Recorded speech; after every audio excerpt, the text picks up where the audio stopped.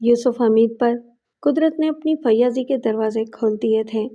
मट्टी में हाथ डालते सोना बन जाती। हर तरफ से हुन बरस रहा था और वो इस दौलत की आमद से परेशान थे। जाहिदा बेगम हंसकर कहती, तौबा है यूसुफ, लोग अपनी ज़रूरतें पूरी न होने से परेशान हैं और तुम दौलत की आमद से परेशान हो। क्या करूं बाजी, कसम ले लें, बहुत से कारोबार ऐसे हैं जो मैं करना भी नहीं चाहता, लेकिन इत्तेफाक से ये कारोबार भी हो जाते हैं और फिर हर जगह से आमदनी ही आमदनी। नज़र मत लगाओ अपने आप को, खुदा का शुक्र अदा करो, वरना जो हालात हैं इनका ज़रा अंदाज़ा करो। बस दुख है तो सिर्फ एक बात का कि अल्लाह ताला ने तुम्हें जिस तरह दौलत से नवाजा है, काश इसी तरह एक बेटा भी अता कर देता तो इस दौलत का वारिस होता।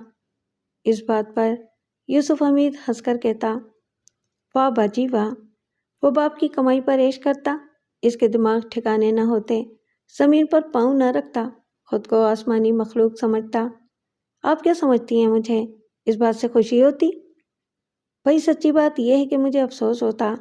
आपसे ज़्यादा ये बात भला कौन जानता है कि इस दौलत की पाई पाई मैंने खुद अपनी मेहनत से हासिल की है। खुदा वालिद मरहूम को जन्नत अता फरमाए। मुंशी थे, मुंशी रहकर उम्र गुजारी। विरसे में बानों की 2 चारपाइयाँ और चंद बर्तन छोड़े थे। बताइए गलत कह रहा हूँ? आप तो खुद गवाह हैं। अल्लाह के दिए में से गरीबों की हाजतें पूरी करो, ज़रूरतमंदों की मदद करो। दौलत का इससे अच्छा मसरफ और क्या हो सकता है? कमाल कर रही हैं बाजी, गलत बातें ना किया करें। ज़रूरतमंद गरीब कोई एक तो नहीं है। आपको गुर्बत का अंदाज़ा नहीं है। जिधर निगाह उठाइए मुफलिसी मफलूकुल हाली तबाही नज़र आती है। कितनों की मदद कर सकती हैं आप, और जो आपकी मदद से महरूम रह जाते हैं, इनका क्या कसूर है? बाजी, मैं अपनी दौलत की पाई पाई भी लुटा दूं, तब भी सारे गरीबों की गुर्बत दूर नहीं कर सकता। क्या समझ रही हैं आप?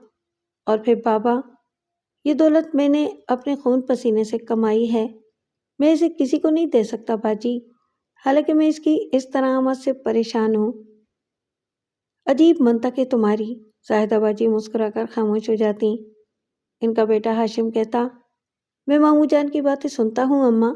आप कहती हैं कि आप इनके लिए माँ का दर्जा रखती हैं, मगर उन्होंने मुझे कभी औलाद का दर्जा नहीं दिया। भांजा हूँ इनका, बेटा नहीं है तो क्या हुआ, मैं तो बेटे की जगह ले सकता हूँ। कभी आपने ये बात नहीं कही इनसे? क्या नहीं करने के लिए तैयार रहता मैं इनके लिए। अच्छी बात है, हमें तो गैर समझा जाता है, और आप कहती हैं कि आपने इन्हें माँ की तरह पाला है। हाशिम, जो बातें तुम करते हो ना, वो मुझे जहर लगती हैं।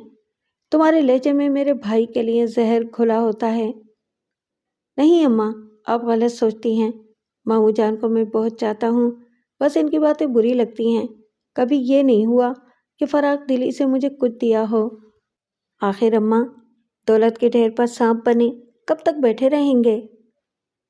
बदतमीजी की तो वो थप्पड़ दूंगी कि दांत निकलकर बाहर जा पड़ेंगे। सांप कह रहा है तू मेरे भाई को? तुझे पता नहीं है बेवकूफ़ कि किस तरह मैंने इसे अपने सीने से लगाकर पाला है। सिर्फ 6 दिन का था जब अम्मी का इंतकाल हो गया। अबू एक जगह मुंशीगिरी करते थे। खाते लिखते लिखते उम्र गुजर गई। बस हम बाप बेटी और बेटा थे। जाहिर है मैंने 6 दिन के बच्चे को सीने से लगाया। शादी भी मेरी काफ़ी देर से हुई। कुदरत को मुझसे मेरे भाई की दूरी मंजूर नहीं थी कि तुम्हारे अब्बू का एक हादसे में इंतकाल हो गया। उस वक्त तुम सिर्फ 3 साल के थे। इधर मेरा भाई जिंदगी की जद्दोजहद में मसरूफ था। वो गलत नहीं कहता। दौलत की देवी ने इसके कदम चूमे। जिस काम में हाथ डाला वारे न्यारे हो गए। 120 गज के घर से आज इस 6000 गज की कोठी में पहुंच गए। इधर यूसुफ भाई की शादी भी एक अच्छे खानदान में हुई, मगर पता नहीं हमारे खानदान पर क्या नहुसत का साया रहा। कोई ना कोई हमसे बिछड़ता ही रहा। बेचारी अम्मा भी ऐन जवानी के आलम में गईं और यूसुफ को मेरी जिम्मेदारी बना गईं। फिर अब्बा जी का इंतकाल हुआ। मैंने जिस तरह भी बन पड़ा यूसुफ के लिए किया। फिर मेरी शादी हुई और तुम्हारे अब्बा तुम्हें छोड़कर इस दुनिया से चले गए। इसके बाद भाभी साहिबा भी अल्लाह को प्यारी हो गईं اور نادیہ اور شمائل کو میری ذمہ داری بنا گئیں۔ بس سمجھ لو یہی ساری باتیں میری تقدیر کا حصہ ہیں۔ بات غلط نہیں تھی، زاہدہ بیگم واقعی نہ جانے کتنی چھوٹی عمر سے ان ذمہ داریوں کو سنبھال رہی تھیں۔ ہاشم ان کا بیٹا تھا، اوباش فطرت، مکار اور چالاک۔ یوسف حمید کی فطرت میں یہ انوکھی بات تھی کہ دولت سے اکتائے ہوئے بھی تھے لیکن اسے تباہ کرنا بھی نہیں چاہتے تھے۔ عالیشان کوٹھی تھی، بے شمار ملازم، لیکن بس زندگی کو ایک اعتدال پر دیکھنا پسند کرتے تھے۔ ہاشم کے سلسلے میں ان کا موقف یہ تھا کہ انسان اگر خود بعمل نہ ہو اور دوسروں کے بل پر عیش و آرام کی زندگی بسر کرنا چاہے تو اس سے خطرناک انسان اور کوئی نہیں ہوتا، اپنے لیے بھی اور دوسروں کے لیے بھی۔ ہاشم سے بددل نہیں تھے، بہت اچھی طرح پیش آتے تھے اس کے ساتھ۔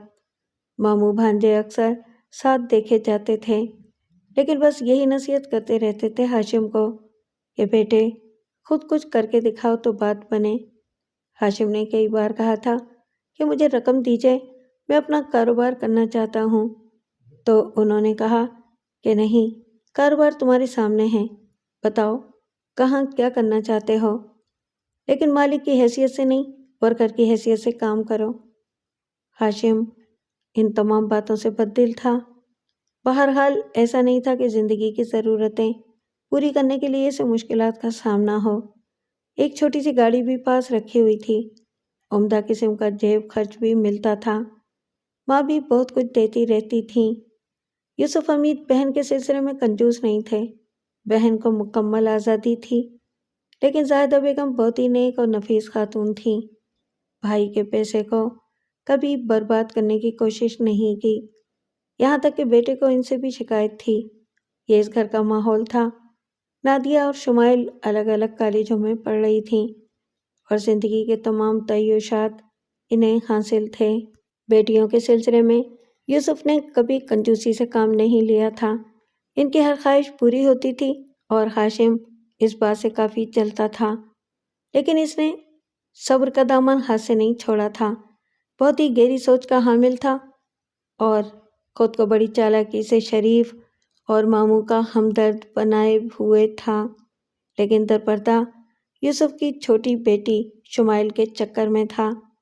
شمائل اسے صرف کزن سمجھتی تھی، چونکہ ہمیشہ سے ساتھ رہے تھے اس لیے تھوڑی سی یگانگت بھی تھی، اور نہ صرف شمائل بلکہ نادیہ بھی اس سے اپنے معاملات شیئر کرتی تھی۔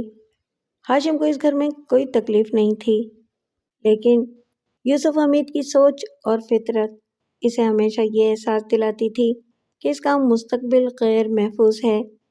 یوسف بیٹیوں کی شادیاں کر کے اپنی دولت ان کے نام کر دیں گے اور وہ صرف بھانجا رہ جائے گا جسے وظیفہ تو مل سکتا ہے، ترکہ نہیں۔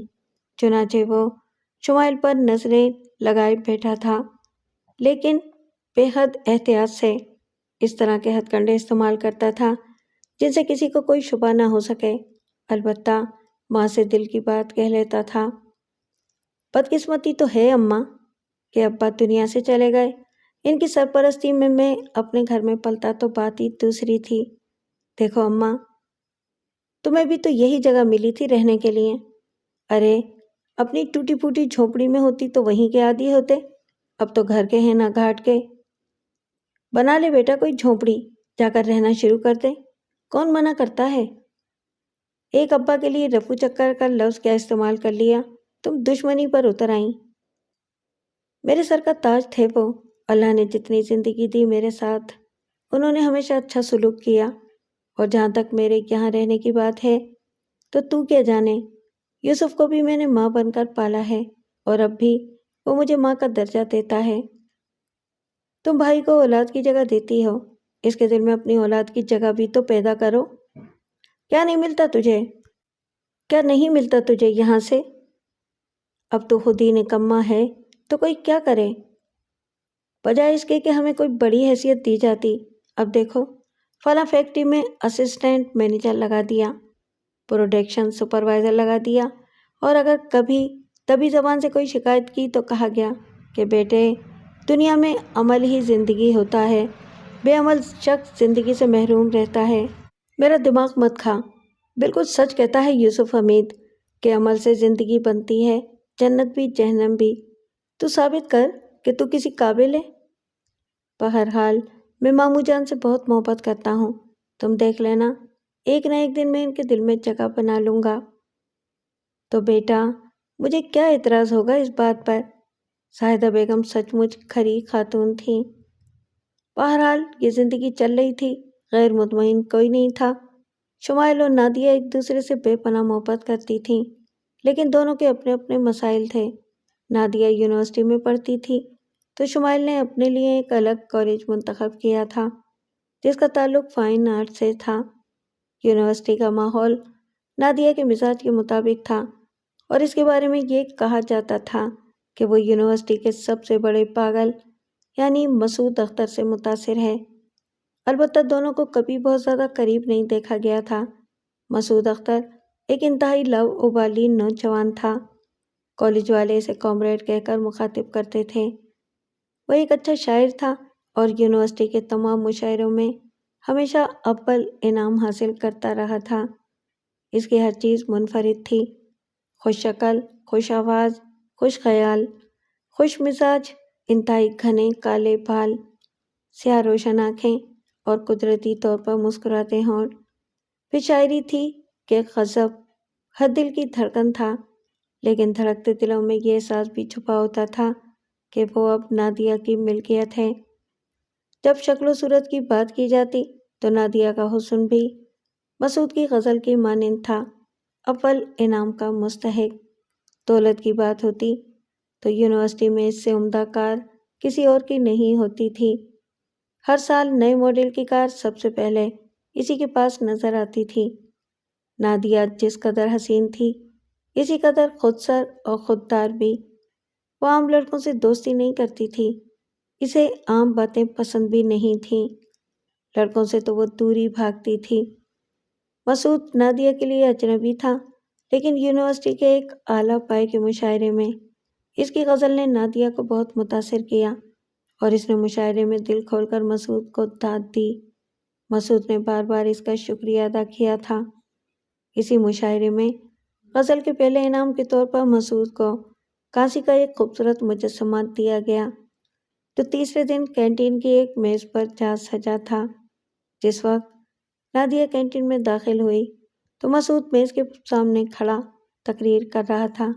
لڑکے اور لڑکیاں دلچسپی سے اس کی جانب متوجہ تھے۔ وہ کہہ رہا تھا، جب میں نے علم دین کباڑیے سے اس مجسمے کی قیمت پوچھی تو اس نے 5 روپے کے 5 نوٹ نکال کر میرے سامنے رکھ دیے اور اس حسین جل پری کی طرف اپنا کھردرا پنجہ بڑھایا، لیکن میں نے اس کی آبرو داغدار نہ ہونے دی۔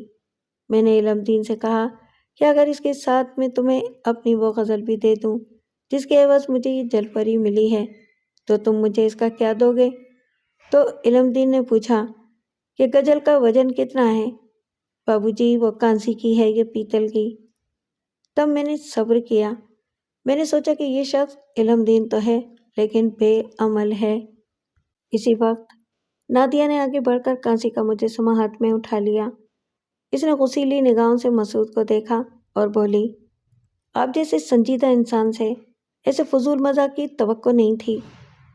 میڈم، یقین فرمائیے یہ مجسمہ میری ملکیت ہے۔ میڈم، یقین فرمائیے یہ مجسمہ میری ملکیت ہے اور مجھے انعام کے طور پر ملا ہے۔ میں آپ کو ثبوت فراہم کر سکتا ہوں، میں نے یہ مجسمہ چوری نہیں کیا۔ آپ مجھ پر طنز کر رہے ہیں؟ آئیے میرے ساتھ۔ ارے باپ رے، مسعود نے ڈھیلے ڈھالے لہجے میں ادھر ادھر دیکھتے ہوئے کہا۔ نادیہ نے مجسمہ ہاتھ میں اٹھایا ہوا تھا، وہ باہر جانے والے دروازے کی طرف مڑ گئی۔ پیچھے سے کسی لڑکے کی آواز ابھری، خدا حافظ مسعود بھائی، تمہاری تقدیر میں یہی لکھا تھا۔ نادیہ پھولوں کے ایک کنج کے پاس جا کے بیٹھ گئی اور اس سے بولی، بس چند منٹ، اگر آپ کو ناگوار نہ گزریں۔ اچھا، ایک بات بتائیے، آپ اتنے بڑے انعام کی تحقیر کیوں کر رہے تھے جو ایک ایسی خوبصورت غزل کے نتیجے میں آپ کو ملا ہے جس کا جواب مشکل ہے؟ کیا بتاؤں میں آپ کو؟ اس سے پہلے بھی میں نے اپنے بے شمار انعامات فروخت کیے ہیں۔ اصل میں لوگوں سے غلطی ہو جاتی ہے، میں ان انعامات کا اہل نہیں ہوں اور نہ ہی میں ان کی حفاظت کر سکتا ہوں۔ کیوں؟ بس کچھ مجبوریاں ہیں، آپ کو کیا بتاؤں؟ کوئی مالی پریشانی ہے؟ اس کے علاوہ بھی کوئی پریشانی ہوتی ہے اس دنیا میں؟ مسعود نے مسکراتے ہوئے کہا۔ پتہ نہیں، آپ کہہ رہے ہیں تو مانے لیتی ہوں۔ ویسے آپ ایک کام کیا کریں، آئندہ اپنے تمام انعامات میرے پاس محفوظ کرا دیں، میں ان کی بہتر حفاظت کر سکتی ہوں۔ اچھا، اب آپ یہ بتائیے، کیا واقعی آپ کو رقم کی ضرورت ہے؟ خدا کی قسم آپ اسے مذاق نہ سمجھیں، میں تو اپنی نظمیں اور غزلیں فروخت کرتا ہی رہتا ہوں، 15 روپے 20 روپے کے حساب سے، اور اگر کوئی ضرورت مند ہو تو اس میں رعایت بھی ہو جاتی ہے۔ نادیہ نے عجیب سی نگاہوں سے مسعود کو دیکھا، پھر پرس نکال کر بولی، کتنے روپے کی ضرورت ہے آپ کو؟ اس کا مطلب ہے کہ آپ کانسی کی یہ جل پری خرید رہی ہیں؟ ہرگز نہیں، نہ میں اسے خرید رہی ہوں اور نہ ہی آپ کو فروخت کرنے دوں گی۔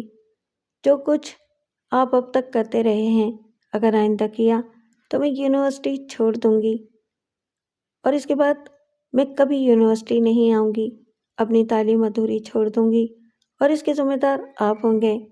نادیہ کا لہجہ جذباتی ہو گیا اور مسعود حیران نگاہوں سے اسے دیکھنے لگا۔ اور آپ یہ اسی وقت کریں گی نا جب میں آپ کی بات نہ مانوں؟ جی، جو بھی ضرورت ہوا کرے آپ مجھے بتا دیا کریں۔ بتائیے، اس وقت کتنی رقم چاہیے؟ مسعود سوچنے لگا اور پھر بولا، 128 روپے 90 پیسے لانڈری کا بل، 514 روپے سامنے کی دکان کا قرض، 3500 روپے مکان کا کرایہ۔ یہ بہت بڑی رقم ہو جاتی ہے جسے میں قسطوں میں ادا کرتا ہوں۔ نادیہ نے کچھ نوٹ نکال کر اس کے سامنے کر دیے اور وہ چکرائی ہوئی نگاہوں سے ان نوٹوں کو دیکھنے لگا اور پھر بولا، یہ تو بہت ہیں، ایک غزل کے اتنے روپے؟ اگر آپ اجازت دیں تو میں آپ کو کچھ اور غزلیں لا دوں گا، حساب بعد میں ہو جائے گا۔ ضرور لا دیجیے گا، میں انتظار کروں گی، نادیہ نے کہا، اور کچھ دیر کے بعد وہ دونوں وہاں سے اٹھ گئے۔ دوسرے دن نادیہ نے اس کا کٹا پٹا دیوان جگہ جگہ سے پڑھتے ہوئے کہا، آپ نے اپنے شاہکار کلام کے ساتھ یہ سلوک کیا ہے؟ مسعود صاحب، آپ بے مثال شاعر ہیں، اپنے اس فن کو فن کی دنیا سے روشناس کیوں نہیں کراتے؟ جواب میں مسعود ہنسنے لگا اور پھر بولا، کیا ملے گا اس سے؟ اور کیا ملا ہے ان عظیم شعراء کو جنہوں نے کیا کیا کچھ کہہ دیا ہے؟ بس تھوڑی سی داد، کچھ تعریفی کلمات یا کچھ اور بھی۔ کیا بھلا ہوگا ان سے میرا، اور کیا بھلا ہوا ان کا؟ نہیں محترمہ نادیہ، مجھے ان چیزوں کی ضرورت نہیں ہے، میں اس کائنات میں ایک عملی انسان بننا چاہتا ہوں۔ یہ تو بہت اچھی بات ہے۔ اچھا یہ بتائیں، آپ کا قیام کہاں ہے؟ وہاں جہاں آپ آ نہیں سکتی۔ دیکھیے، آپ مجھے اس دنیا سے دور کا انسان نہ سمجھیں، اس میں شک نہیں کہ ہمارے حالات بہتر ہیں۔ میرے ڈیڈی مجھے بے حد چاہتے ہیں، میری امی کا انتقال ہو چکا ہے، ہماری پھپھی ہماری سرپرست ہیں، یہ لوگ بہت اچھے ہیں، لیکن ہم اندھے تو نہیں ہیں، یہ دنیا ہمارے سامنے ہے۔ لیکن اس سے کیا ہوتا ہے؟ آپ کی باتیں مجھے پریشان کر رہی ہیں نادیہ صاحبہ۔ کیوں؟ اس میں پریشانی کی کیا بات ہے؟ مسعود آہستہ سے بولا۔ اس کے چہرے پر سنجیدگی طاری ہو گئی، اور پھر نادیہ مسعود سے قریب ہوتی گئی، اور پھر ایک دن اس نے ضد کرتے ہوئے کہا، مسعود، میں تمہارا گھر دیکھوں گی۔ نادیہ پلیز، اس کے بعد کیا ہوگا؟ کچھ نہیں ہوگا، بس میں نے جو کہہ دیا نا۔ ٹھیک ہے، میری تقدیر، مسعود نے کہا اور اسے ان سرکاری کوارٹروں کی طرف لے گیا جو نچلے درجے کے ملازموں کے تھے۔ انہوں نے ہی ان میں سے کچھ کوارٹر کرائے پر دے رکھے تھے، اور جو کوارٹر مسعود کے پاس تھا وہ واقعی بہت گندا تھا، ہر چیز پر گرد جمی ہوئی تھی، چیزیں بے ترتیب پڑی ہوئی تھیں۔ نادیہ نے مسکراتے ہوئے اسے دیکھا تو مسعود نے جلدی سے کہا، اب فرمائیے، اپنی غلطی کا احساس ہو رہا ہے نا؟ کیا کہتی ہیں اس بھوت محل کے بارے میں؟ بے حد آرٹسٹک، بہت خوبصورت، نادیہ نے کہا۔ سبحان اللہ، آپ وہ مذاق کر رہی ہیں محترمہ جو زندگیاں چھین لیتا ہے۔ نادیہ نے کرسی پر بیٹھتے ہوئے کہا، اپنے بارے میں کچھ اور نہیں بتائیں گے؟ نادیہ بے تکلفی سے بولی۔ کیا کریں گی پوچھ کر؟ میں اپنا ماضی بھلا چکا ہوں۔ نہیں، ماضی کبھی بھلایا نہیں جا سکتا۔ والدین بچپن ہی میں میرا ساتھ چھوڑ گئے تھے۔ ماموں نے پرورش کی، عیالدار آدمی تھے۔ ممانی کو میرا اضافہ کھلنے لگا، مگر ماموں نے میری دل جوئی کی اور اپنے بچوں کے ساتھ تعلیم دلائی۔ یونیورسٹی میں پہنچا تو ماموں کا بھی انتقال ہو گیا تھا۔ ممانی نے معذرت کر لی، چنانچہ وہاں سے نکلا اور یہاں آباد ہو گیا۔ اب کچھ ٹیوشن پڑھاتا ہوں اور گزر بسر ہو رہی ہے۔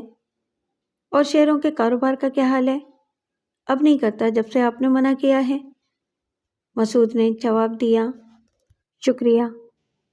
اچھا یہ بتائیں، یونیورسٹی سے فارغ ہو کر کیا کرنے کا ارادہ ہے؟ شاعری۔ صرف شاعری؟ اپنے لیے تو شاعری ہی کروں گا۔ ہاں، اگر کوئی دوسرا زندگی میں داخل ہو گیا تو کچھ اور جہاں دیکھنے پڑیں گے۔ کوئی دوسرا ابھی تک زندگی میں داخل نہیں ہوا؟ نادیہ نے سوال کیا اور مسعود خاموش ہو گیا۔ جواب دیں پلیز۔ اس کا جواب نہ مانگیں تو بہتر ہے، مسعود سنجیدگی سے بولا۔ آپ کی مرضی۔ بہرحال نادیہ نے مسعود کے گھر کی کافی صفائی کی۔ بس محبت اسی کو کہتے ہیں۔ دیوانگی سوار ہو گئی تھی اس پر۔ اتنے بڑے باپ کی بیٹی تھی جس کے درجنوں ملازم تھے۔ مسعود سخت شرمندہ تھا، مگر نادیہ نے ایک نہ سنی۔ وہ ایک عام سی لڑکی کی طرح اس گھر کی ایک ایک چیز درست کر رہی تھی۔ مسعود خود بھی اس کے ساتھ شریک ہو گیا۔ نادیہ نے کاغذ کے ایک ایک پرزے کو چن لیا جس پر مسعود نے کچھ لکھا تھا۔ نادیہ اپنی بہن شمائل سے بہت بے تکلف تھی۔ دونوں ہمیشہ ایک دوسرے کے مسائل شیئر کرتی تھیں، لیکن نہ جانے کیوں ابھی تک نادیہ نے شمائل کو مسعود کے بارے میں کچھ نہیں بتایا تھا، لیکن وہ جو کچھ کر رہی تھی خود کر رہی تھی۔ ہاں، جب نادیہ نے مسعود کے گھر سے حاصل شدہ قطرنوں کی شکل میں سگریٹ کے پیکٹوں پر اخبار کے سادہ حصوں پر کچھ لکھا پایا تو اسے محفوظ کر کے ایک بے حد خوبصورت کتاب کی شکل دی تو شمائل نے اس کتاب کو سب سے پہلے دیکھ لیا۔ ارے کتنی خوبصورت کتاب ہے! یہ مسعود سائل کون ہے؟ کہتے تو اچھا ہے، شمائل نے کچھ اور آنکھ پر نگاہ ڈالتے ہوئے کہا اور نادیہ سنجیدہ ہو گئی۔ بہن دل و جگر تھی، اس سے کچھ چھپانے کا سوال ہی نہیں پیدا ہوتا تھا، بس اب تک خاموش رہی تھی۔ کیا بات ہے نادیہ؟ یار شمائل کچھ گڑبڑ ہو گئی ہے۔ ہیں؟ کیسی گڑبڑ؟ میرے خیال میں اس شخص سے محبت کرنے لگی ہوں۔ تم نے کبھی ایسی کوئی بات تو نہیں کی تھی؟ شمائل میں بالکل سنجیدہ ہوں۔ خاصے دن ہو گئے، مسعود سائل سے میری دوستی چل رہی ہے، میں اس کے گھر بھی آتی جاتی رہتی ہوں۔ شمائل حیرت سے منہ کھولے سے دیکھتی رہی، پھر اس نے بڑی معصومیت سے کہا، اب کیا ہوگا؟ جو کچھ بھی ہو، میں بہرحال اسے کسی قیمت پر نہیں چھوڑوں گی۔ مسعود بہت اچھا لڑکا ہے، دنیا میں اس کا کوئی نہیں ہے۔ ایک معمولی سے کرائے کے گھر میں رہتا ہے، بڑا لاؤبالی سا انسان ہے۔ اگر ڈیڈی اس کے سر پر ہاتھ رکھ دیں تو وہ کارآمد نوجوان بن سکتا ہے۔ مجھ سے بے پناہ متاثر ہے، ہم دونوں شادی کریں گے۔ نادیہ، ڈیڈی کو جانتی ہو کس طرح کے انسان ہیں؟ ہمارے لیے تو وہ واقعی ایک شفیق باپ ہیں، لیکن بس صرف ہمارے لیے۔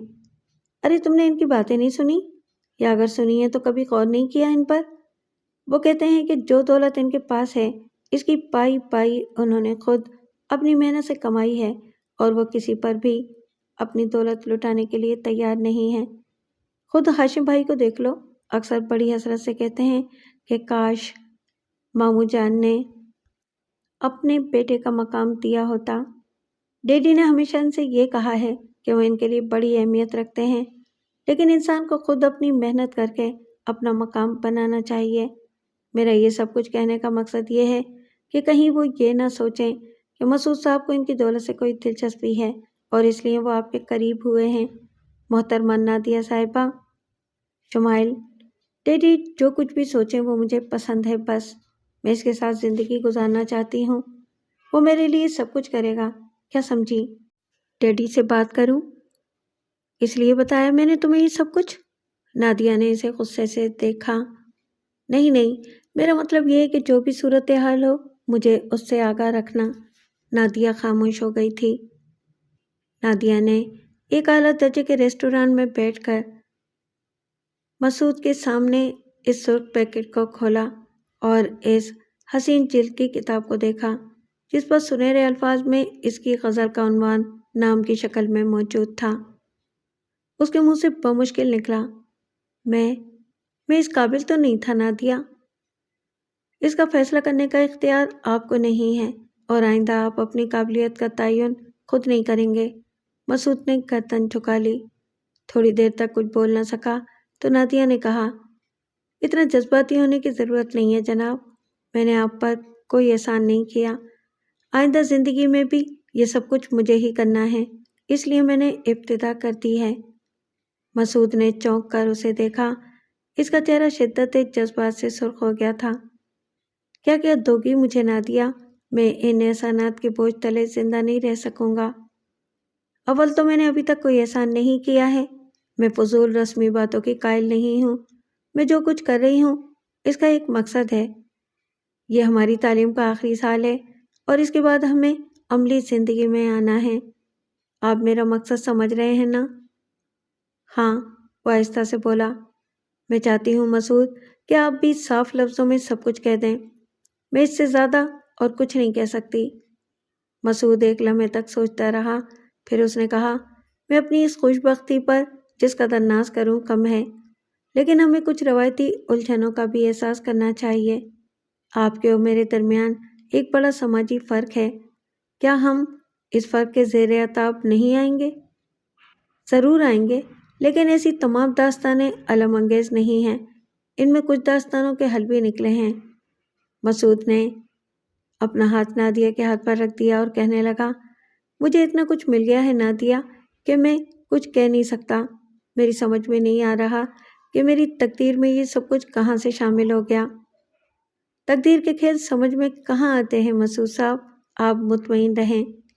ادھر نادیہ اپنا یہ سفر آنکھیں بند کر کے طے کر رہی تھی اور ادھر شمائل جو بے شک اس سے چھوٹی تھی لیکن بہن کو بے پناہ چاہتی تھی، مشکلات کا شکار ہو گئی تھی۔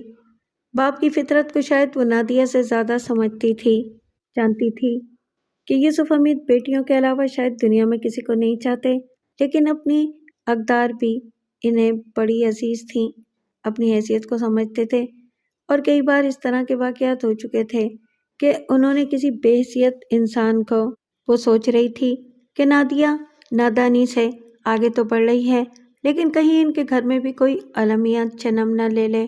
ایسی داستانیں اکثر چھپی نہیں رہتی۔ ایک دن نادیہ کے ڈرائیور نے حق کے نمک ادا کرتے ہوئے دبی زبان سے یوسف حمید سے کہا، مالک، بہت چھوٹا منہ ہے میرا اور بہت بڑی بات منہ سے نکال رہا ہوں۔ جیسے ہی اپنی بات ختم کروں آپ جوتا لے کر مجھے اتنا ماریے کہ مجھے اپنی حماقت کا احساس ہو جائے۔ کیا بکواس کر رہے ہو نیاز علی؟ کیا کہنا چاہتے ہو؟ حضور، میں بڑی سرکار کو یونیورسٹی لاتا اور لے جاتا ہوں۔ ان کی دوستی آج کل ایک نوجوان سے بہت زیادہ بڑی ہوئی ہے۔ یہ کہہ کر ڈرائیور نے یوسف حمید کو اس پوری کہانی سے آگاہ کر دیا اور یوسف حمید کا چہرہ اتر گیا۔ ٹھیک ہے نیاز علی، تم نے بہت اچھا کیا جو یہ بات میرے کانوں تک پہنچا دی، لیکن یہ میرے کانوں تک ہی محدود رہے۔ صاحب، اگر نمک کا حق ادا نہ کرنا ہوتا تو خاموشی اختیار کرتے۔ آپ کے علاوہ بھلا کس سے یہ بات کہیں گے؟ یوسف حمید نے ڈرائیور سے تو کچھ نہیں کہا مگر خفیہ طور پر یونیورسٹی سے معلومات حاصل کرنا شروع کر دیں اور چند ہی روز میں انہیں ساری حقیقت کا علم ہو گیا۔ پھر ایک روز انہوں نے خود ان کا پیچھا کیا۔ نادیہ اپنی کار میں مسعود کو اس کے گھر تک چھوڑنے گئی تھی۔ یوسف حمید نے مسعود کا گھر دیکھنے کے بعد اس کے بارے میں مزید معلومات حاصل کی اور اس کے سوا وہ کچھ نہیں جان سکے کہ مسعود تنہا رہتا ہے اور ٹیوشن کر کے اپنے اخراجات پورے کرتا ہے۔ ان کے تن بدن میں آگ لگ گئی تھی۔ ان کا سوسائٹی میں انتہائی اعلیٰ مقام تھا، عزت تھی، وہ سوچ بھی نہیں سکتے تھے۔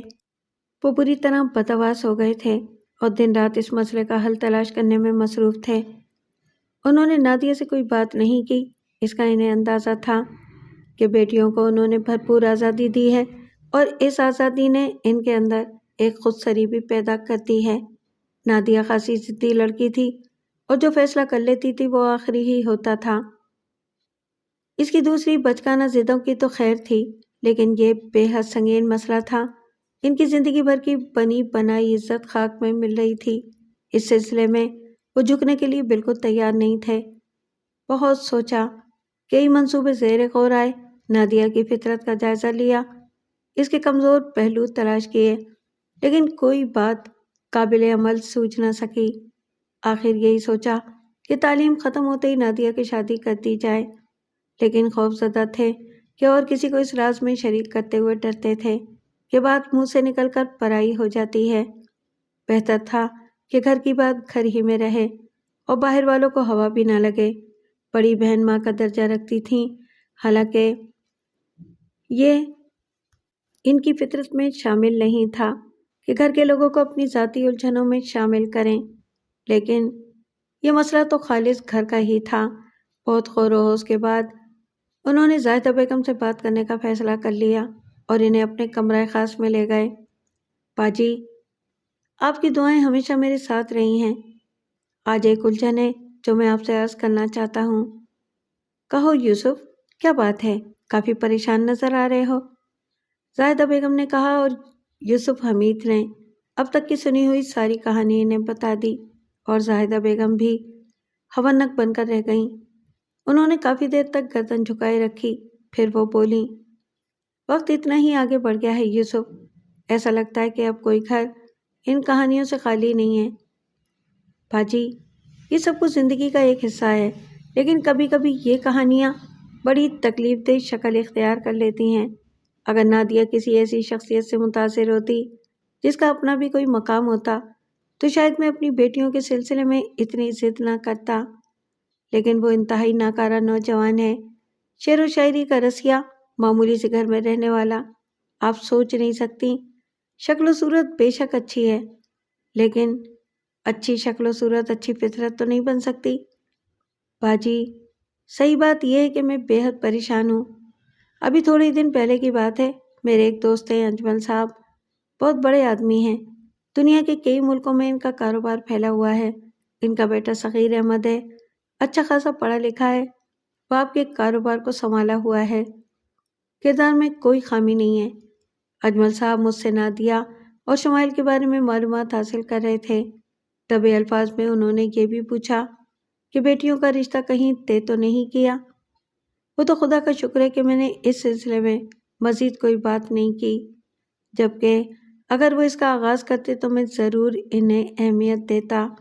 ہر طرح سے وہ میرے ہم پلہ ہیں۔ میری فطرت کو آپ جانتی ہیں، میں نے بڑی مشکل سے روشنیاں حاصل کی ہیں اور میں ان روشنیوں کو قائم رکھنا چاہتا ہوں ہر قیمت پر، چاہے مجھے کوئی سختی قدم کیوں نہ اٹھانا پڑے۔ میں تمہاری پریشانی سمجھتی ہوں یوسف، لیکن خدا را کسی معاملے میں جلد بازی مت کرو۔ میں نادیہ سے بات کرتی ہوں، بلکہ اسے بتا دیتی ہوں کہ تمہیں سب کچھ معلوم ہو چکا ہے۔ میں تو اب خوفزدہ ہو گیا ہوں، خدا نہ خواستہ کہیں شمائل بھی کسی ایسی الجھن میں نہ پڑ گئی ہو۔ اللہ نہ کرے، میں بات کرتی ہوں نادیہ سے اور بتاؤں گی تمہیں اس بارے میں، زاہدہ بیگم نے کہا۔ ادھر نادیہ بہت تیز رفتاری سے آگے کا سفر طے کر رہی تھی۔ مسعود اب اس کے لیے بہت اہمیت اختیار کر گیا تھا۔ باہر طور یہ سلسلہ جاری تھا۔ پھر ایک دن زاہدہ بیگم نے موقع پا کر نادیہ کو پکڑ لیا۔ بیٹی، بہت کم ایسا ہوتا ہے کہ میں نے تمہارا وقت ضائع کیا ہو، کبھی کبھی کچھ ضرورتیں آ جاتی ہیں، مجھے کچھ وقت دوگی؟ کیسی باتیں کر رہی ہیں آپ پھوپھی جان، آپ کے لیے تو وقت ہی وقت ہے۔ تو پھر آؤ بیٹھو، زاہدہ بیگم نے کہا، اور نادیہ ان کے قریبی مسیرے پر بیٹھ گئی۔ بیٹا، اصل میں صورتحال یہ ہے کہ بعض اوقات زندگی مشکل لمحات کا شکار ہو جاتی ہے۔ تمہیں معلوم ہے کہ میں نے یوسف حمید کو ماں بن کر پالا ہے۔ آپ ہمارا سب کچھ ہیں پھوپھی جان، میرے لائق کوئی خدمت ہو تو بتائیے۔ اصل میں پچھلے کچھ دنوں سے یوسف تم دونوں بہنوں کے بارے میں سوچ رہے ہیں، ساری باتیں اپنی جگہ، لیکن بہرحال انہیں دنیا کی راہ رسمیں تو نبھانا ہی پڑیں گی۔ بیٹیاں جتنی جلدی اپنے گھر کی ہو جائیں اتنا ہی اچھا رہتا ہے۔ نادیہ ہنسنے لگی اور پھر بولی، آپ بڑی دقیانوسی باتیں کر رہی ہیں پھوپھی جان، یہ میرا اپنا گھر نہیں ہے کیا؟ اور تم بھی عام لڑکیوں کی طرح بڑی معصومانہ باتیں کر رہی ہو۔ یہ تمہارا گھر نہیں ہے، غلط فہمی کا شکار ہو تم۔ Good, very good. फिर मेरा घर कहाँ है? वही तो मसला है इन दिनों। शायद तुम अजमल साहब को न जानती हो। जानती तो मैं भी नहीं हूँ, लेकिन यूसुफ ने मुझसे इस सिलसिले में बात की है। अजमल साहब? नाम तो सुना हुआ है। कारोबारी आदमी है बेटा। इनका एक बेटा है सगीर अहमद। समझ गई। सगीर अहमद से मेरी शादी करना चाहते हैं शायद। जी, गलत ख्याल है डैडी का फूफी जान। आप इस सिलसिले को यहीं रोक दें तो बेहतर है। पहली बात तो यह है कि अभी मुझे इसकी कोई जल्दी नहीं है। ये तुम्हारा कहना है ना? यूसुफ दूसरे अंदाज में सोचते हैं। और फिर बेटी, ये तो सदियों की रीत है कि वालिदैन बेटियों के सिलसिले में इस तरह के फैसले करते चले आए हैं। सदियों की रीत अब काफ़ी हद तक बदल गई है फूफी जान। जिंदगी के फैसले अब वालिदैन को नहीं करने चाहिए, बल्कि इन्हें अपने बच्चों के फैसलों का इंतज़ार करना चाहिए। डैडी से ये सवाल कीजिए कि क्या वो मेरी ज़िंदगी की आखिरी सांस तक मेरा साथ दे सकेंगे। अगर वो मुझे इसकी गारंटी दे देते हैं तो ठीक है, जैसा वो कहेंगे मैं करूँगी। तुम कैसी बातें कर रही हो नादिया? ये वो बातें हैं जिनका ताल्लुक ज़िंदगी और हकीकत से है, नादिया ने जवाब दिया। ज़िंदगी की सबसे बड़ी हकीकत जानती हो? हम जिस माशरे के फ़र्द हैं, इसमें वालिदैन का एक बड़ा मकाम है, और इस बात को शायद दुनिया के जदीद तरीन लोग नज़रअंदाज ना कर सकें कि औलाद वालिदैन ही के वजूद का एक हिस्सा होती है। ठीक है, मैं भी एक सवाल करूं? नादिया ने पूछा, और जाहिदा बेगम घबराई हुई निगाहों से इसे देखने लगीं। कुछ भी सही, फिर भी थोड़े से पुराने वक्त की खातून थी। इस बेबाकी का उन्होंने ख्वाब में भी तसव्वुर नहीं किया था जिसका मुजाहरा नादिया इस वक्त कर रही थी। अंदर ही अंदर वो घबरा रही थी। बेशक यूसुफ ने इन्हें एक बहुत अहम जिम्मेदारी सौंपी थी, लेकिन नादिया ने गुफ्तगू के आगाज ही में इन्हें नॉकआउट कर दिया था।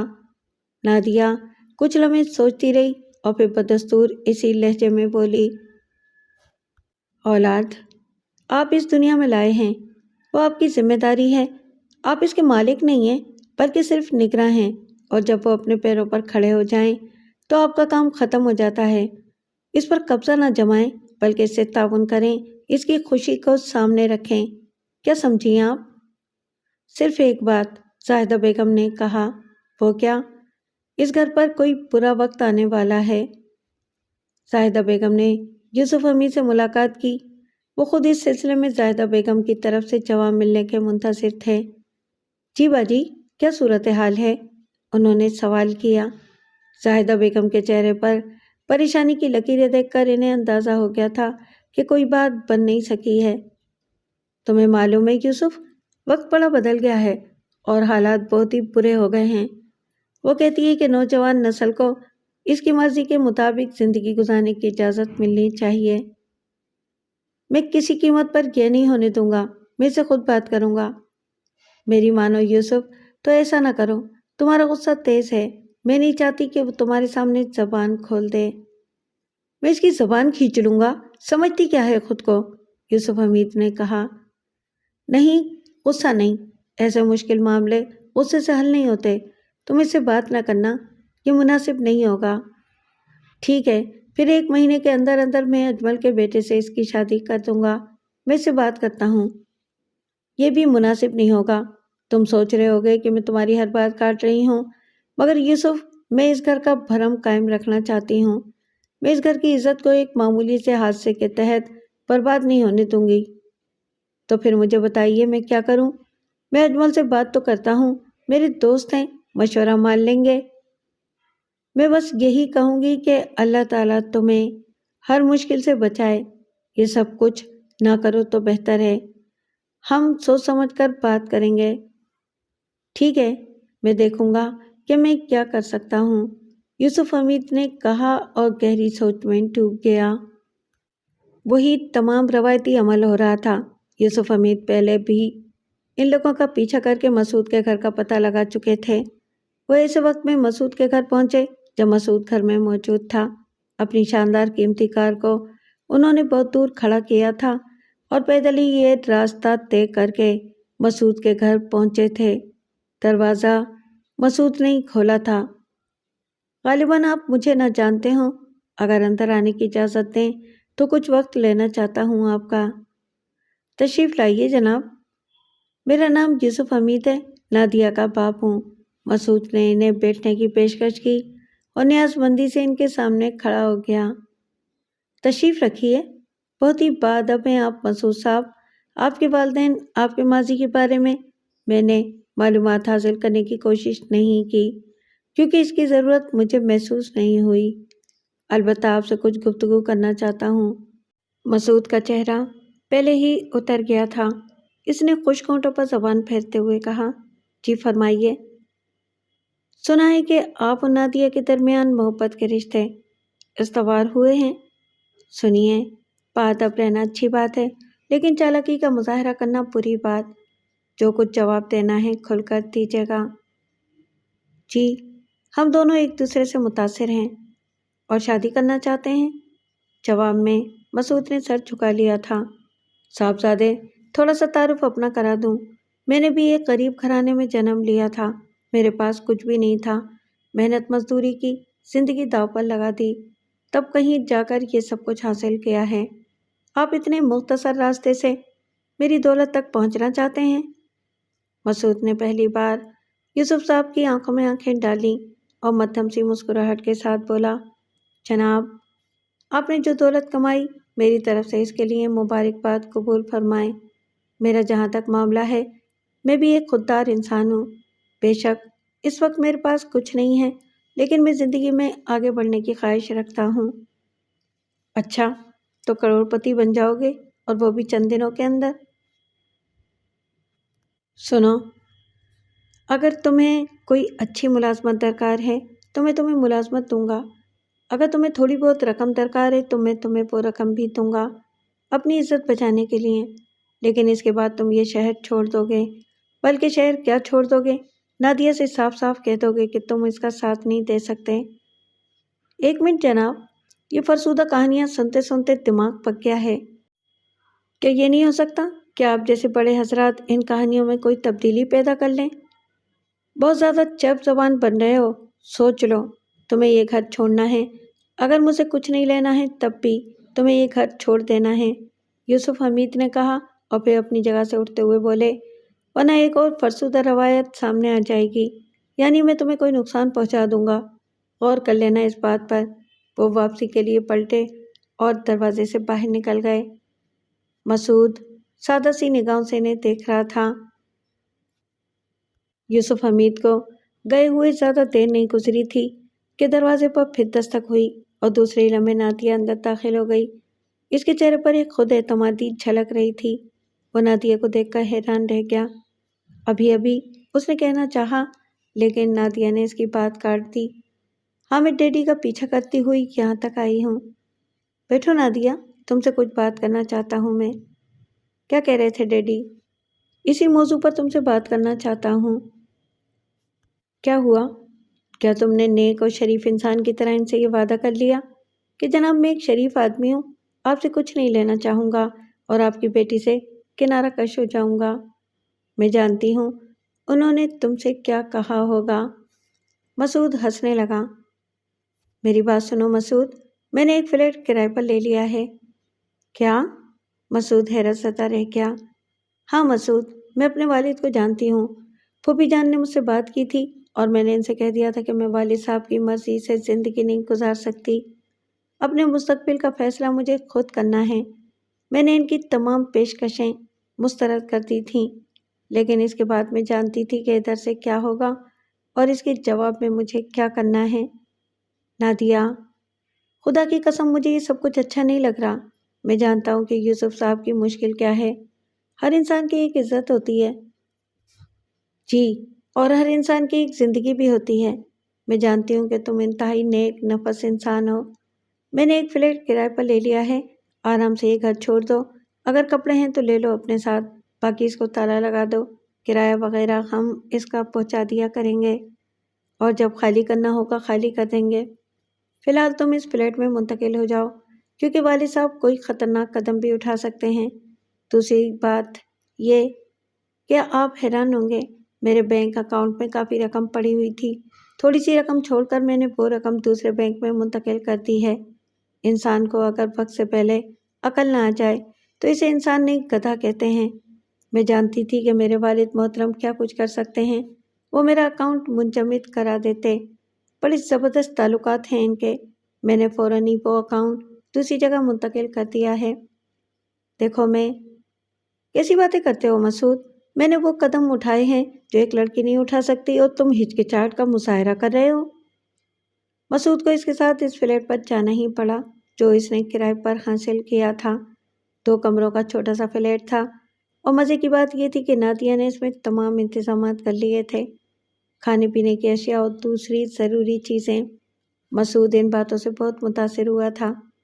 इसने शर्मिंदगी से गर्दन झुकाते हुए कहा था, नादिया, नहीं, ये जो कुछ तुम कर रही हो वो सब मेरे काम हैं। मैं अगर झिझक रहा हूँ तो सिर्फ इस बात पर कि यूसुफ साहब तुम्हारे डैडी हैं, शहर की एक मोअज़्ज़िज़ और अहम शख्सियत के मालिक। अगर ये बात दुनिया तक पहुंची तो? देखो, मेरी बात सुनो। वो मेरे वालिद हैं ना, मेरे बाप है ना वो। और तुम यकीन करो मसूद कि मैंने ज़िंदगी में कभी अपने बाप से इनहराफ नहीं किया। हर बात मानी है इनकी। वो ज़िद्दी हैं, खुद परस्त हैं। लेकिन यार, किसी की ज़िंदगी का मालिक तो नहीं बनना चाहिए ना।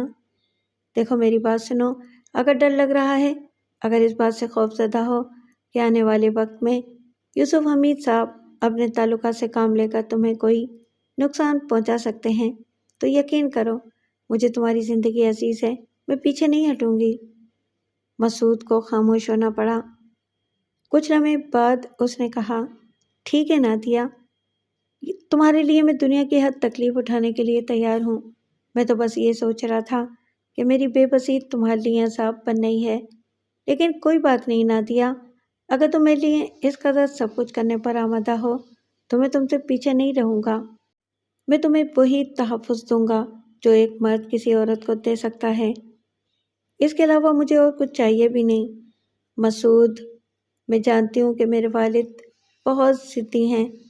वो मुझे कोई मकाम देने पर तैयार नहीं होंगे, लेकिन मैं तुम्हारे साथ मेहनत मजदूरी करके अपनी ज़िंदगी इंतहाई खुशी से गुजार सकती हूँ। शुमाइल, ज़िंदगी कभी कभी इस तरह तब्दील हो जाती है कि इंसान सोच भी ना सके। अब तुम देखो, हम लोगों ने किस तरह एक साथ ज़िंदगी गुजारी है, लेकिन आइंदा शायद हम लोग साथ न रह सकें। नादिया ने अपनी बहन शुमाइल से कहा। शुमाइल ने खौफज़दा निगाहों से नादिया को देखा और बोली, इन दिनों घर में खासी खिचड़ी पक रही है। फूफी जान डैडी को ये समझाने में मसरूफ़ हैं कि बदले हुए वक्त का साथ दिया जाए और बच्चों को इनकी मर्ज़ी के मुताबिक जीने का मौका देना चाहिए। लेकिन डैडी काफ़ी सख्त हो रहे हैं। वो कहते हैं कि ये तो मुमकिन ही नहीं कि मैं बेटियों के हाथों में खिलौना बन जाऊँ।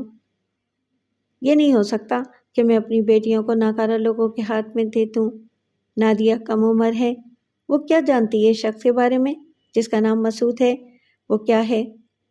लेकिन अगर वो कुछ है भी, तब भी ये हक मेरे पास है कि अपनी बेटियों की शादी पूरी देखभाल के करूं।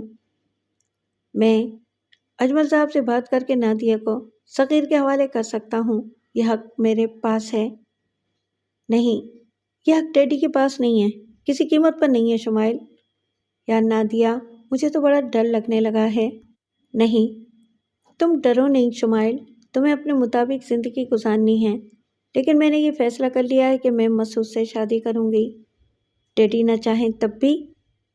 तुम एक बार डैडी से बात करो, इन्हें समझाओ, और अगर वो ना माने तो? ये मैं तुम्हें बाद में बताऊँगी कि अगर वो ना माने तो मुझे क्या करना है। शुमाइल ने यूसुफ साहब के कमरे में कदम रखा। यूसुफ साहब इस वक्त आराम कुर्सी पर दराज पाइप के गाढ़े गाढ़े कश ले रहे थे।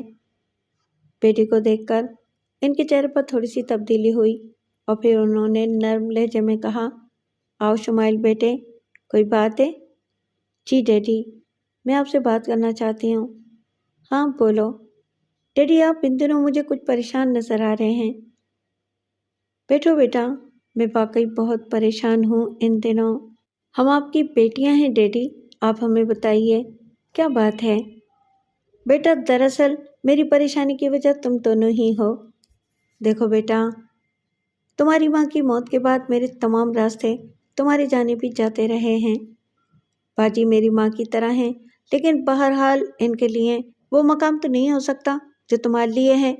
نادیہ ان دنوں نادانیوں کا شکار ہو گئی ہے، اور میں جانتا ہوں کہ تمہیں اس سلسلے میں ضرور علم ہوگا۔ بلکہ میں سوچ بھی رہا تھا کہ تم سے کہوں کہ نادیہ کو سمجھاؤ۔ بولو، کیا تم مسعود کے بارے میں جانتی ہو؟ ہاں ڈیڈی، میں جانتی ہوں۔ کیا؟ یہی کہ وہ نادیہ کا کلاس فیلو ہے اور نادیہ اس سے شادی کرنا چاہتی ہے۔ گڈ، مجھے یقین تھا۔ بہرحال تم دونوں بہنیں ایک دوسرے کی رازدار ہوگی۔ یہ بتاؤ، تمہارے اپنے خیال میں کیا یہ جائز ہے؟ مسعود ایک چھوٹے سے گھر میں کرائے پر رہتا ہے، اس کا دنیا میں کوئی نہیں ہے، ٹیوشن کر کے اپنی تعلیم جاری رکھے ہوئے ہے، زیادہ سے زیادہ 10-20 ہزار روپے کی نوکری مل جائے گی اسے۔ تم جانتی ہو کہ نادیہ کا جیب خرچی اس سے زیادہ ہے، کیا نادیہ گزارا کر لے گی؟ وہ کبھی اس قابل نہیں ہو سکتا کہ ہمارا ہم پلہ بن جائے۔ ڈیڈی، ایک بات کہوں آپ سے؟ میں جانتا ہوں کہ تم کیا کہو گی۔ تم کہو گی کہ نادیہ کی شادی اس سے کر کے میں اسے کوئی مقام دے دوں۔ دیکھو بیٹا، ایک بات میں کہوں، ہر شخص کی اپنی ایک انا، ایک ضد، ایک مزاج ہوتا ہے۔ میرا بھی اپنا ایک مزاج ہے۔ دیکھو بیٹی، میں نے یہ ساری دولت اپنی محنت اور اپنی مشقت سے پیدا کی ہے۔ میں بالکل نہیں چاہوں گا کہ یہ کسی ایسے انسان کے تصرف میں چلی جائے جو بذات خود کچھ بھی نہ ہو۔ دیکھو، اجمل میرے دوست ہیں، صغیر ان کا بیٹا ہے۔ میں نے اس کے بارے میں مکمل چھان بین کی ہے۔ 2 کے 4 اور 4 کے 8 بنانا جانتا ہے۔ ایسا شخص جو میری دولت کے کسی حصے کا مالک بن جائے تو یقیناً میری دولت میں بھی 4 چاند لگائے گا۔ دیکھو، میرا یہ موقف ہے اور میں اس موقف پہ انتہائی مضبوط اور مستحکم ہوں۔ شمائل، میری بیٹی، میری مدد کرو۔ نادیہ کو سمجھاؤ کہ مسعود جیسے شخص کو اپنے سر پر مسلط نہ کرے، بجائے اس کے کہ میں سختی پر اتر آؤں۔ اور اگر میں سختی پر اتر آؤں تو تم خود سوچو کہ نادیہ کیا کر سکتی ہے۔ مسعود کو نقصان بھی پہنچ سکتا ہے۔ اسے سمجھاؤ کہ مجھے ضد پر آمادہ نہ کرے۔ ڈیڈی، اگر ہو سکے تو آپ غور کریں۔ وہی بکواس کر رہی ہو؟ کیا تم چاہتی ہو کہ میں تم دونوں کے ہاتھوں بلیک میل ہو جاؤں؟ تم بھی ایسا ہی کوئی قدم اٹھا سکتی ہو۔ میں تم سے بھی کنارہ کشی اختیار کر لوں گا۔ میں بھول جاؤں گا کہ میں صاحب اولاد ہوں، سمجھ رہی ہو نا؟ گزارا کر لوں گا میں زندگی میں کسی نہ کسی طرح، لیکن تم لوگوں کے ہاتھوں بلیک میل نہیں ہوں گا۔ جاؤ، اسے سمجھا دو کہ مجھے سختی پر آمادہ نہ کرے۔ یوسف حمید کا لہجہ انتہائی سخت ہو گیا۔ بہرحال شمائل اتنی باہمت نہیں تھی کہ ان کا مقابلہ کر سکتی۔ اس نے ساری باتیں نادیہ کو بتا دیں۔ شمائل کی باتوں کے جواب میں اس نے کہا، کہتے تو ڈیڈی ٹھیک ہیں۔ شمائل، چلو ٹھیک ہے، میں غور کروں گی۔ تم چاہو تو ان سے کہہ دینا کہ نادیہ کو تھوڑا سا موقع دیں۔ شمائل خوش ہو گئی، معصوم سی لڑکی تھی۔ یوسف حمید سے اس نے یہی الفاظ کہے تھے، اور اس کے ان الفاظ پر یوسف حمید کے چہرے پر اطمینان کی جھلکیاں نظر آئی تھیں، لیکن نادیہ کا اطمینان رخصت ہو چکا تھا۔ باپ سے مقابلہ کرنا پڑ رہا تھا۔ نادیہ ایک محدود سے عمل کے مالک، لیکن جو کچھ ذہن میں آ رہا تھا کر رہی تھی، ہر چیز سے محتاط رہنا چاہتی تھی۔ اس لیے اس نے شمائل کو بھی وہ الفاظ کہہ کر مطمئن کر دیا تھا، جبکہ خود اس کا اضطراب بہت زیادہ بڑھ گیا تھا۔ وہ ہر چیز سے محتاط رہنا چاہتی تھی، سب سے زیادہ ڈرائیور سے، جس کے بارے میں اسے مکمل طور پر یہ خدشہ تھا کہ وہ یوسف حمید کو سب کچھ بتا دے گا۔ چنانچہ اس نے تھوڑی سی ذہانت سے کام لیا اور ایک دن ڈرائیور کو لے کر ایک ایسی اجنبی عمارت میں پہنچ گئی جس کے بارے میں اسے کچھ معلوم نہیں تھا۔ تم یہاں انتظار کرو، میری ایک دوست باہر سے آئی ہے، میں اسے ملوں گی۔ اگر چاہو تو کہیں گھوم پھر آؤ، 1 گھنٹے کے بعد آ جانا۔ نہیں چھوٹی میم صاحب، میں باہر آپ کا انتظار کر رہا ہوں، ڈرائیور نے جواب دیا، اور نادیہ اندر داخل ہو گئی۔ یہ فلیٹوں کی ایک عمارت تھی اور اندر داخل ہونے کے بعد اس کا ایک عقبی دروازہ بھی تھا۔ چنانچہ نادیہ اس عقبی دروازے سے باہر نکل گئی۔ تھوڑا سا پیدل چلنے کے بعد اسے ٹیکسی مل گئی اور وہ ٹیکسی میں بیٹھ کر اس عمارت کی جانب چل پڑی جہاں مسعود کا قیام تھا۔ وہ اپنے ساتھ بینک کے کاغذات لائی تھی، چیک بک اور دوسرے پیپر۔ وہ مسعود کے پاس پہنچ گئی اور اس نے مسعود کے پاس جا کر کہا، دیکھو مسعود، یہ بینک کے کاغذات ہیں اور اب تمہاری ایک ذمہ داری ہے، یہ پیسے رکھو۔ یا نادیہ، دیکھو مسعود، تم مجھے پریشان مت کیا کرو، ابھی ہم یہ سب کچھ کرنے پر مجبور ہیں، یہ رقم رکھو، تم 2 موبائل فون خرید لینا بازار سے، میں کل تمہارے پاس آؤں گی، ایک فون تمہارے پاس ہونا چاہیے اور ایک میرے پاس۔ اس فون کو میں خفیہ رکھوں گی کیونکہ مجھے پتا ہے کہ اس کے بعد میرے ساتھ کیا ہونے والا ہے، سمجھ رہے ہو نا تم؟ ہمارا رابطہ اسی خفیہ فون پر رہے گا۔ میں ڈیڈی کو سمجھانے کی کوشش کروں گی لیکن کچھ محتاط طریقوں سے، سمجھ رہے ہو نا تم؟ یار میری بات سنو، ہم بہت برا نہیں کر رہے، اپنی زندگی کے ان راستوں کو مستحکم کرنا چاہتے ہیں جن پر چل کر ہم مستقبل کی منزل میں داخل ہوں گے، اور مسعود میں اپنا یہ حق سمجھتی ہوں۔ مسعود ایک گہری سانس لے کر خاموش ہو گیا۔ نادیہ واقعی بہت چالاک تھی۔ دوسرے دن اس نے اسی انداز میں پہلے اپنی دوست کے ہاں جانے کا تذکرہ کیا، وہاں سے ٹیکسی میں بیٹھ کر مسعود کے ہاں پہنچی، مسعود سے موبائل فون لیا، پھر ٹیکسی میں بیٹھ کر واپس اسی عمارت میں آ گئی۔ ڈرائیور مطمئن تھا کہ وہ اپنی دوست کے ہاں آتی جاتی ہے، اس نے زیادہ تردد نہیں کیا تھا، وہ کام کرتی اور واپس آ جاتی تھی، یونیورسٹی ایک طرح سے چھوڑی دی تھی۔ پھر شمائل کے ذریعے اسے یوسف صاحب کا پیغام ملا۔ ڈیڈی کہہ رہے ہیں کہ اجمل صاحب اپنی فیملی کے ساتھ تمہیں دیکھنے آنا چاہتے ہیں۔ مناسب نہیں ہوگا، کم از کم میں اپنے ڈیڈی سے اتنا انحراف نہیں کر سکتی شمائل کہ کسی دوسرے کے سامنے ان کی عزت داغدار کروں۔ میں سمجھی نہیں، میں خود ڈیڈی کو سمجھا دیتی ہوں، اب مجبوری ہے، نادیہ نے کہا اور بڑی بے باکی سے یوسف حمید کے سامنے پہنچ گئی۔ وہ اس وقت زاہدہ بیگم سے اسی موضوع پر بات کر رہے تھے۔ آؤ نادیہ، خیریت؟ خیریت نہیں ہے ڈیڈی، اتفاق سے آج میں آپ کے سامنے اس بے باکی کے لیے مجبور ہوں جو میں زندگی میں کبھی نہیں کرنا چاہتی تھی۔ یوسف حمید کا چہرہ غصے سے سرخ ہو گیا۔ نادیہ نے کہا، دیکھیے ڈیڈی، میں نے سنا ہے کہ آپ آج اجمل صاحب کے خاندان کو بلانا چاہتے ہیں، میں چاہوں تو وہی فلمی ڈرامہ کر سکتی ہوں، یعنی اس فیملی کے سامنے کھل کر یہ بات کہہ دوں کہ میں یہ شادی نہیں کر سکتی کیونکہ میں کہیں اور شادی کرنا چاہتی ہوں۔ ڈیڈی دیکھیے، آپ میرے والد ہیں، اگر آپ کو کسی دوسرے کے سامنے شرمندگی اٹھانی پڑے تو وہ اچھی بات نہیں ہوگی۔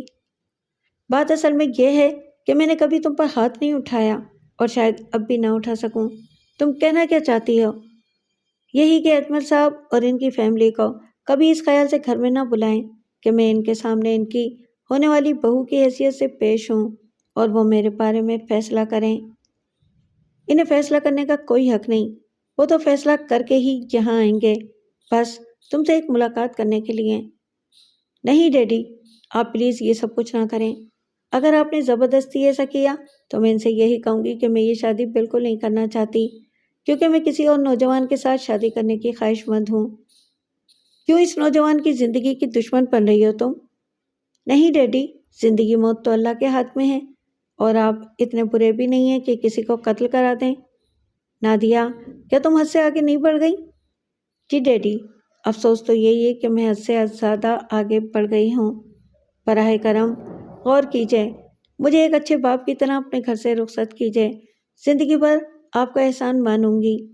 اگر آپ یہ سمجھتے ہیں کہ مسعود آپ کی دولت کی طرف دیکھ رہا ہے تو نہیں ڈیڈی، یہ بات نہیں ہے، مجھے رخصت کر کے آپ مجھے ذرا بھی چیز نہ دیں، بس ہمیں دعائیں دیں۔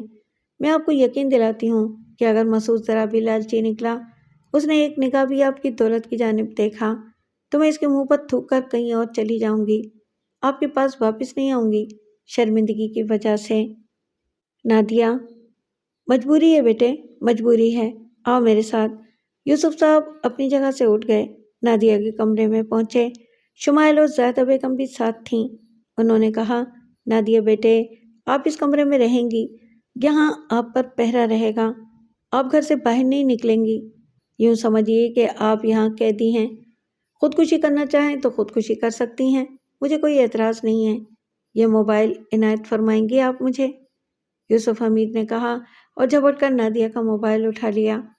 نادیہ خاموشی سے انہیں دیکھ رہی تھی، پھر انہوں نے کہا، آپ کے کمرے کی تلاشی لے کر ہر وہ چیز یہاں سے غائب کر دی جائے گی جو آپ کی سرکشی میں آپ کا ساتھ دے سکے، بس یہ درخواست ہے آپ سے کہ کوئی ایسی جد و جہد نہ کریں جس سے آپ کو خود کوئی نقصان پہنچ جائے۔ آپ یہ زیادتی کر لیں گے میرے ساتھ ڈیڈی؟ مجبوری ہے بیٹے، مجبوری ہے، مجھے یقین نہیں آتا ڈیڈی، میں نے کہا نا، مجبوری ہے۔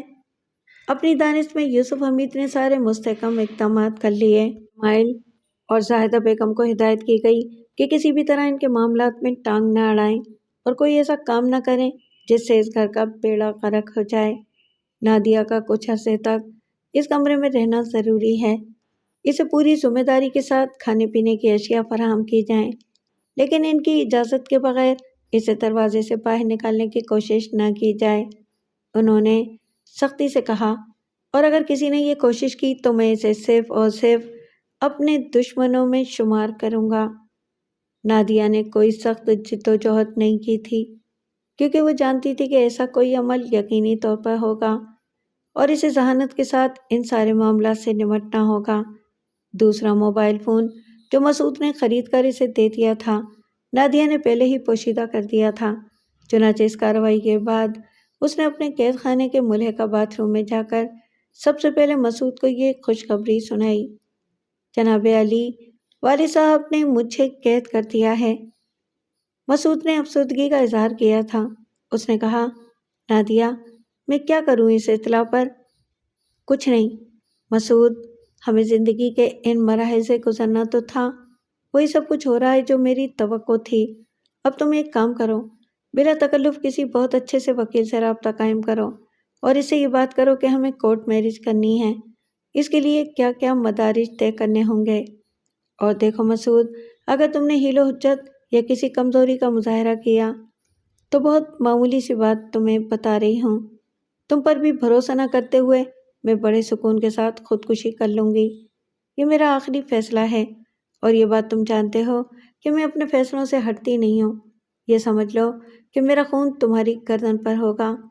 میں نے جو کچھ کیا ہے اللہ کے بعد تمہارے بھروسے پر کیا ہے۔ مجھے انتہائی دکھ ہے کہ مجھے اپنے ڈیڈی کو یہ غم دینا پڑ رہا ہے، لیکن کیا کروں، انہوں نے بھی تو وہی روایتی کہانی چلا رکھی ہے۔ ذرا سا ہمدردی سے میرے بارے میں سوچتے، وہ دولت مند ہیں، ہم تو ان سے کچھ نہیں مانگ رہے، ہم ان سے اپنے لیے زندگی مانگ رہے ہیں۔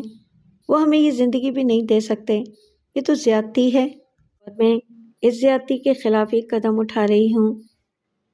مسعود، میرا آخری فیصلہ ہے، جو کچھ میں کر رہی ہوں مجھے اس میں تنہا نہ چھوڑو، میرا ساتھ دو، جواب دو، جو کچھ میں کر رہی ہوں وہ کرو گے؟ ٹھیک ہے، میں اپنا مزاج بدل لوں گا تمہارے لیے، صرف تمہارے لیے۔ اوکے، اب سنو، میں تم سے معلومات حاصل کرتی رہوں گی۔ اب یہ تو تم خود بھی جانتے ہو کہ جب تک میں تمہیں خود فون نہ کروں تو مجھے فون نہیں کرو گے۔ ٹھیک ہے، کوئی سختی تو نہیں ہو رہی تمہارے ساتھ؟ بالکل نہیں یار، میرا گھر ہے، مزے سے ہوں، بس یہ سب کچھ مجبوراً کرنا پڑ رہا ہے، اور میں جانتی ہوں کہ آنے والے وقت میں سب ٹھیک ہو جائے گا، نادیہ نے کہا اور فون بند کر دیا۔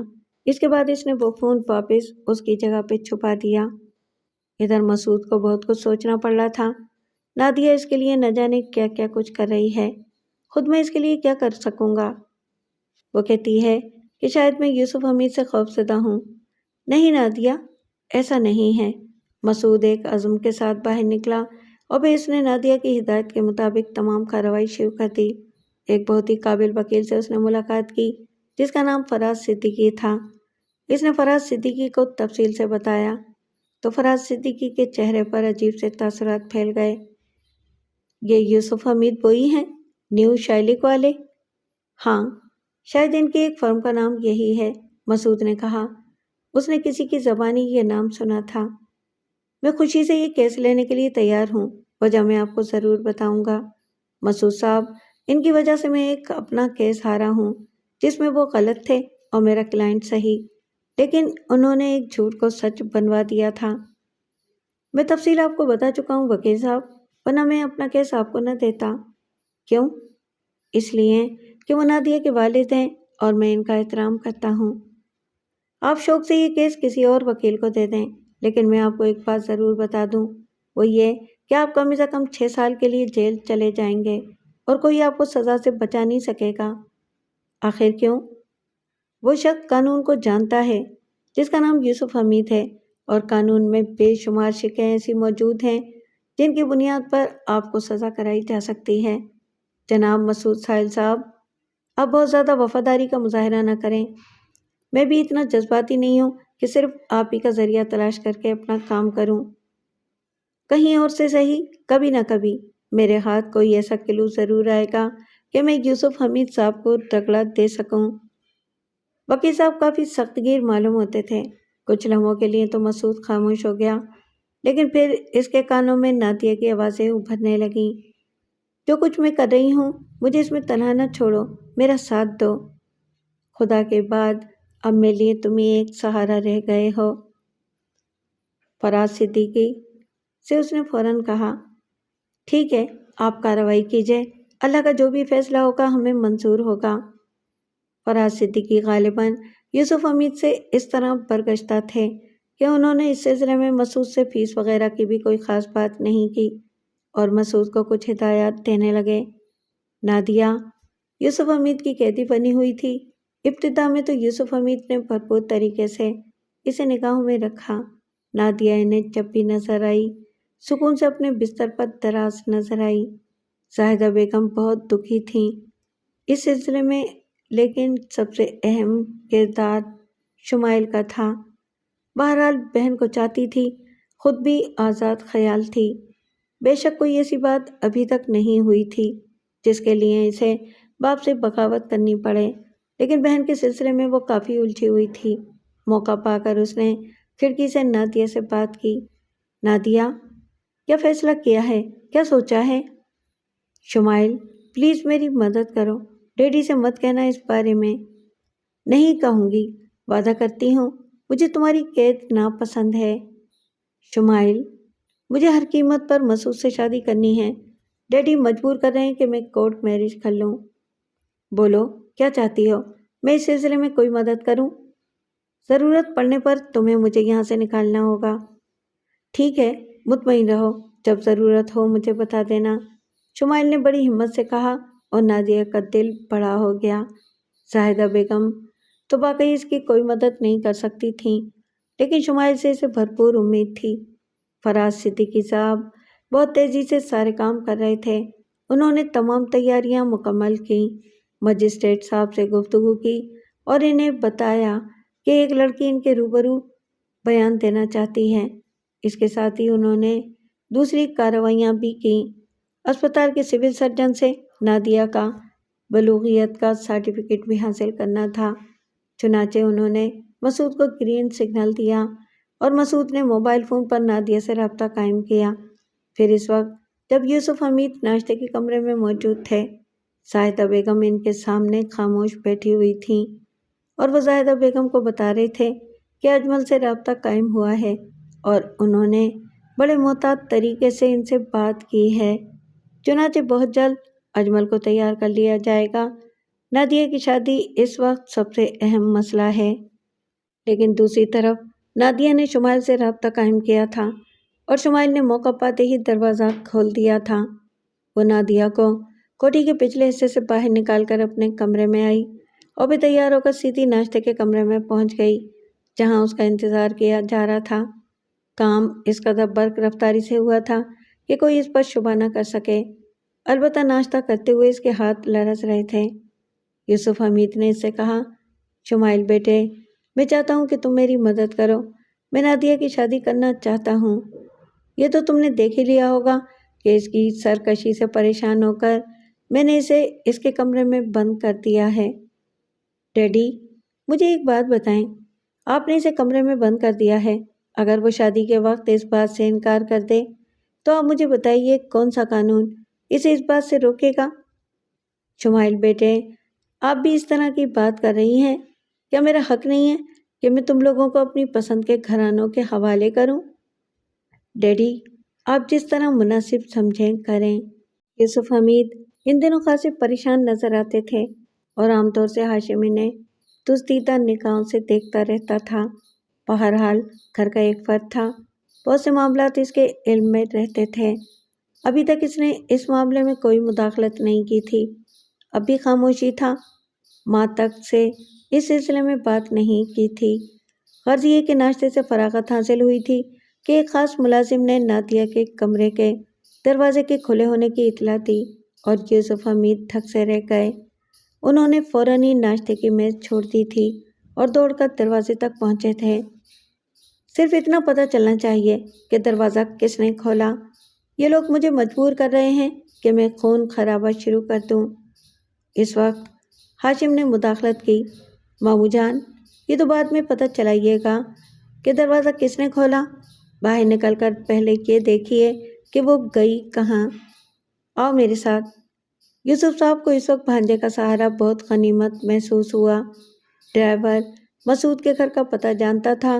یوسف حمید ہاشم کو لے کر سیدھے ادھر چل پڑے اور سب سے پہلے انہوں نے مسعود کے گھر پر چھاپا مارا، لیکن گھر کا دروازہ بند تھا۔ انہوں نے پڑوسیوں سے معلومات کی تو پتہ چلا کہ مسعود تو کافی دن پہلے یہ گھر چھوڑ چکا ہے۔ ہاشم نے کہا، لازمی سی بات ہے کہ سارے کام منصوبے کے تحت ہی انجام دیے گئے ہیں۔ اب کیا کریں؟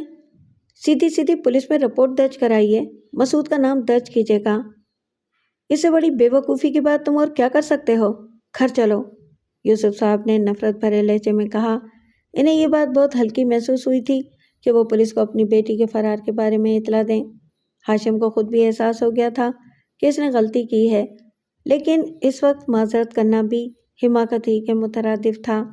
انہوں نے ہاشم کو گھر پر چھوڑا اور خود کسی نامعلوم مقام کی جانب چل پڑے۔ فراز صدیقی نے سارے کام مکمل کر لیے تھے۔ سول سرجن سے نادیہ کی بلوغیت کا سرٹیفکیٹ حاصل کرنے میں 10 منٹ سے زیادہ نہیں لگے اور اس کے بعد انہوں نے اس سرٹیفکیٹ کے ساتھ نادیہ کو جج کے سامنے پیش کر دیا۔ جج صاحب نے نادیہ کا بیان دیکھا اور پھر اسے اپنی مرضی سے زندگی گزارنے کی اجازت دے دی۔ فراز صدیقی نے سارے کام مکمل کر لیے تھے، چنانچہ ایک مستند قاضی کے گھر جا کر نادیہ کا نکاح مسعود احمد سے پڑھوایا گیا اور یہ سارے کام منٹوں میں طے ہو گئے۔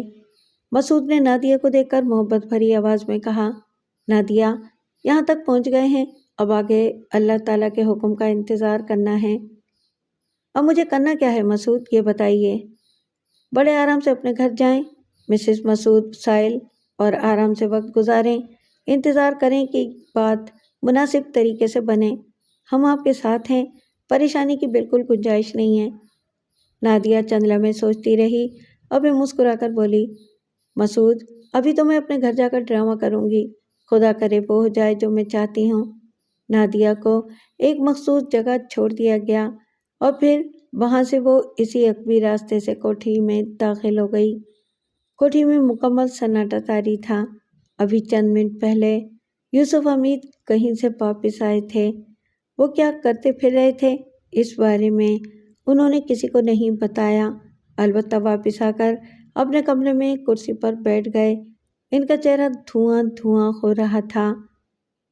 پھر ایک ملازمہ دوڑی دوڑی ان کے پاس پہنچی۔ صاحب جی، نادیہ بی بی تو اپنے کمرے میں ہیں۔